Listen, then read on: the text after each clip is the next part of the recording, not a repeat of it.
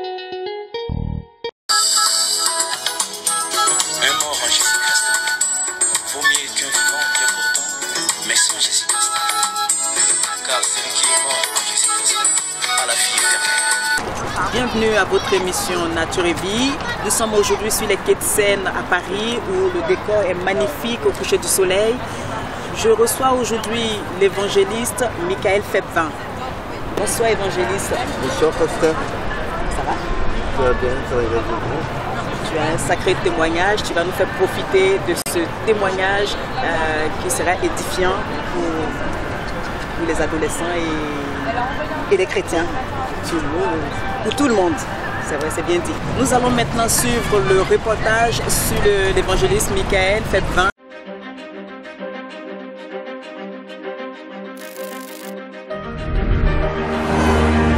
Fils de Michel Febvin et de Denise Febvin, l'évangéliste Michael Febvin a vu le jour le 4 octobre 1975 à Brière-Montoire, dans les 62 Pas-de-Calais.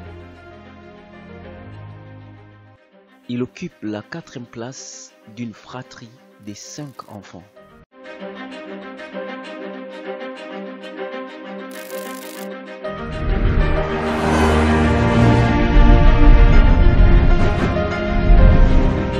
Passionné du football,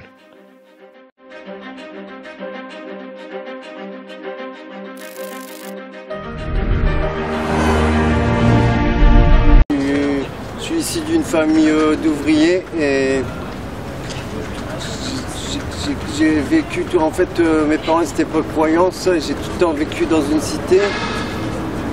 Et comme à l'école ça n'allait pas trop, en fait je vivais avec les plus grands de la cité qui faisaient des conneries et j'ai tout le temps baigné dedans. Et à l'âge de mes 8 ans, j'ai fait mon premier coup. L'école où j'étais, on avait tout cambriolé, tagué les murs, ça.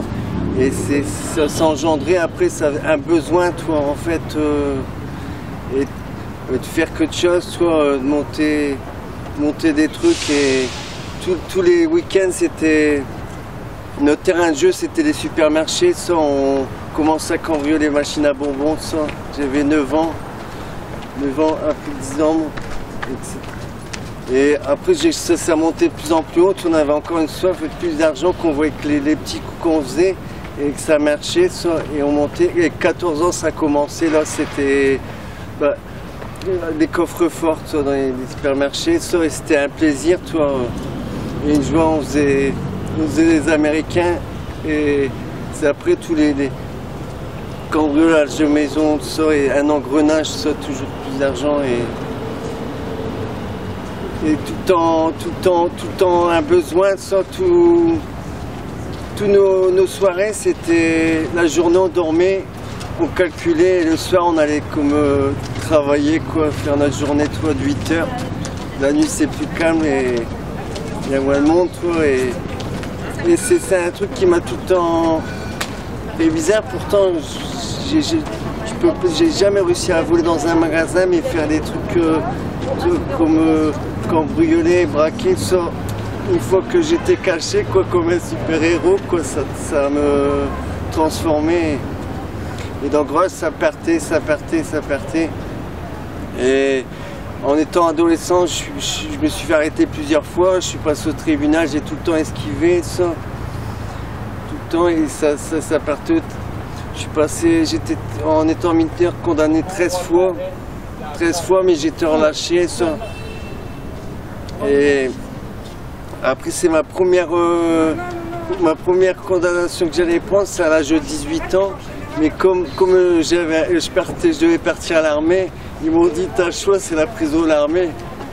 J'ai choisi l'armée et j'ai tout le temps baigné dedans, tout le temps réussi à faire de l'argent, Et où j'allais, c'était instinctif, je repérais tout ce qui était beau, tout ce qui tapait à l'œil et le moyen de le récupérer. Ça. Et ça, on faisait plein de conneries, mais il n'y avait pas trop de violence, il y a des gens, ils sont quand même traumatisés, j'ai cambriolé un coup à un policier où j'habite dans mon quartier, il dormait, on a réussi à lui vider sa maison, et Et bah, je rigole maintenant, quoi, mais c'est un truc.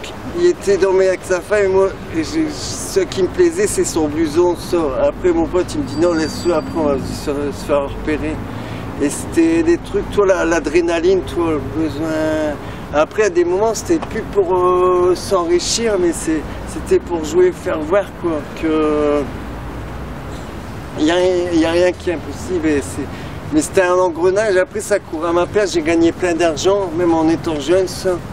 Et j'ai encore la liberté, mais c'est avec le temps, dès que après mes 18 ans, ça, là, j'ai commencé que ça commençait à remplir. Toi, j'avais plus de contacts, tout ça.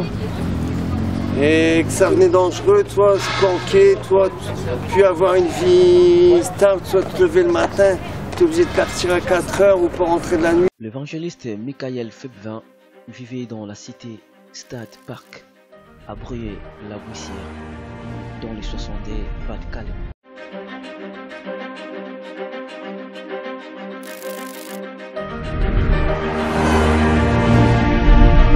Savoir où tu peux dormir, des manches, je dormais dans la rue pour pas qu'ils viennent me chercher au matin. Et des manches, j'arrive dans mon quartier, ils connaissaient toutes les adresses, mon ex-femme, tout ça. Ils allaient voir là-bas, comme si j'étais pas là-bas, aussi dans les cartes, tout ça. Et je suis parti et après mon dernier coup que j'ai fait, tout ça, on s'est fait arrêter, c'est là que j'ai commencé. J'avais 22-23 ans, j'ai pris ma première peine de prison. Je suis pris 6 ans, un peu plus de 6 ans. Et bah, j'étais déçu quand même au début, j'en voulais à la justice parce que je me suis dit, ouais, une grande peine comme ça, il m'aurait condamné avant. Et j'ai fait ma peine et en fait, j'ai vu au début, j'étais déçu, mais j'ai vu que j'ai en prison pendant toutes ces années, j'ai pris comme si j'étais mort, toi je vivais. Ça me faisait plus rien, je suis sorti de prison, j'étais encore plus fou, j'ai fait des connaissances. Et c'est là que j'ai arrêté, j'ai rencontré un Belge, un gros trafiquant de drogue et il m'a dit ouais, faut arrêter le braquage, c'est trop dangereux, tu te prends trop, tout ça. Et j'ai commencé à dire ouais, bah, quand je vais sortir, je vais me mettre dans la drogue. Et j'ai commencé à vendre du shit. Et je vendais, je faisais pas mal d'argent, ça c'était bien, je fumais. Et après j'étais gourmand, toi, je voulais plus, soit on m'a dit ouais, ben, l'héros, la coque, j'ai commencé à vendre de l'héros, de la coque, ça, faire monter mon business.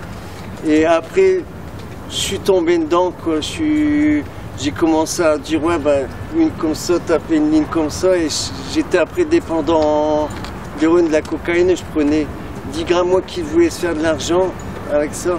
Après je prenais 10 grammes par jour d'héroïne. Et 5 grammes de cocaïne, et comme je suis gringalé, c'est une dose puissante et j'étais... Après ça revenait la prison, je faisais la prison pour stup, tout ça. Et j'étais plus... En fait j'étais prisonnier de ces produits. Et je retournais en prison, ça me faisait plus rien, moi. J'étais toi... Je sortais de prison, je prenais de la drogue, j'arrivais pas à m'en sortir, ça. Et à un moment, j'ai voulu faire un pote, ça, j'avais pris de la méthadone, ça. C'est un traitement, ça. Et je prenais ça, toi, 300 mg de méthode. Et en fait, après, je prenais la méthode, je prenais plus d'héroïne, mais j'étais dépendant de la méthadone. Et j'essayais d'arrêter, pas moyen, plusieurs fois, alors je reprenais. Et il y a après des amis je suis parti dans le sud. Je suis parti dans le sud et je suis parti dans le sud, toi, pour essayer de me calmer. Et ça allait pas en fait. La drogue elle est partout, tout ça, dans la prison partout. Et tout, je reprenais, tout ça, je prenais moins parce que ça coûtait plus cher. Mais ça me forçait à faire du business, à faire des affaires. Et c'était un engrenage et après je faisais des petits trafics comme ça dans le sud, j'ai remonté dans le nord, tu vois, je ramenais des diamants, tout ça, je vendais de l'or. Et à un moment je suis remonté dans le nord et on m'avait parlé de Jésus, tout ça, un pasteur qui m'avait parlé de Jésus. Et c'est là que j'ai envoyé balader, tout ça.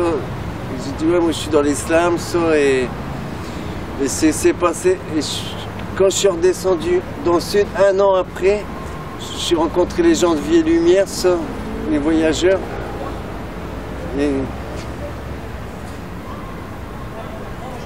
Et j'ai rencontré les voyageurs et c'est là en fait je faisais la fête un soir et le lendemain je les vois arriver, toi, une dizaine avec un truc dans le dos.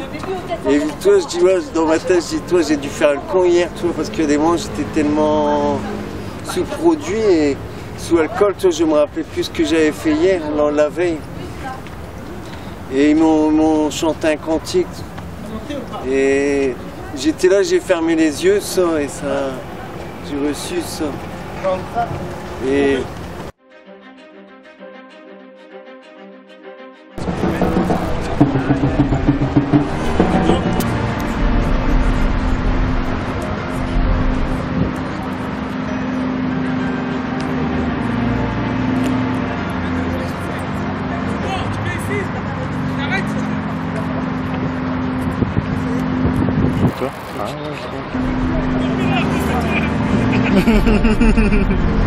ah bah il peut pas avancer hein.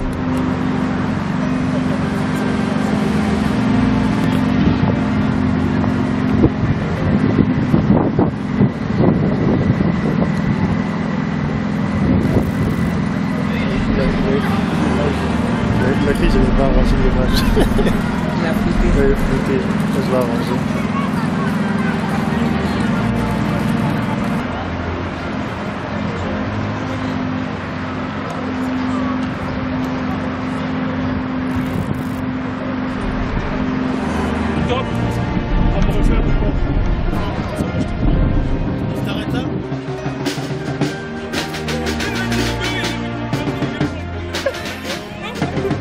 Ah ouais, il faut tout comme ça là.